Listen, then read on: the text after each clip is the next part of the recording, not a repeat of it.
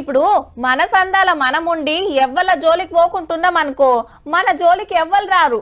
అదే ఉత్తగున్నోళ్ళతో పంచాది పెట్టుకున్నాం అనుకో, ఊకుంటారు వాళ్ళు. ఎప్పుడో పారి సందు చూసి మళ్తారు పక్క. లొల్ల అయిన కాంచెల్లి ఎట్నుంచి ఎవరొచ్చి జోపిచ్చి పెడతారో అని బూగులతోనే ఉండాలి.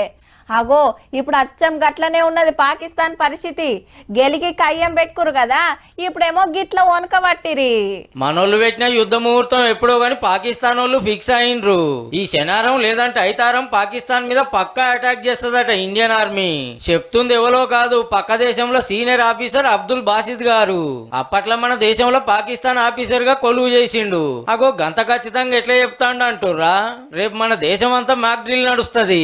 ఒకవేళ యుద్ధం ఎట్లా బచాయించాలి, ఏడ దాసుకోవాలి, ఎవరేం చేయాలి, ఎప్పుడు ఏ సైరన్ మోగుతుంది, దాన్ని బట్టి మనం ఏం చేయాలి అనేది చూపించే కార్యం. ఏందక్కో 250 జాగల్లో పెడతాండ్రు. మన హైదరాబాద్ లో చూస్తే సికింద్రాబాద్, గోల్కొండ, కంచన్బాగ్, డిఆర్డిఓ, మౌలాలి, ఎన్ఎఫ్సీల కాడ మాక్ డ్రిల్ చేస్తారు జవాన్లు. కొన్ని రాష్ట్రాలు ఇయాలనే ప్రాక్టీస్ చేసిండ్రు కూడా. అయితే 1971లో సేమ్ గిట్లనే మాక్ డ్రిల్ చేసి పబ్లిక్ కు జాగ్రత్తలు చెప్పి పాకిస్తాన్ తోటి యుద్ధానికి పోయింది మన ఆర్మీ.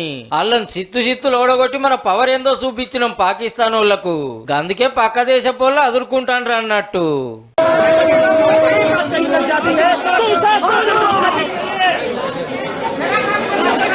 ముఖ్యమైన ఆర్మీ ఆఫీసర్లు, సీక్రెట్ పోలీసులతోటి మోడీ సార్ మీటింగుల మీద మీటింగులు పెడతాండు.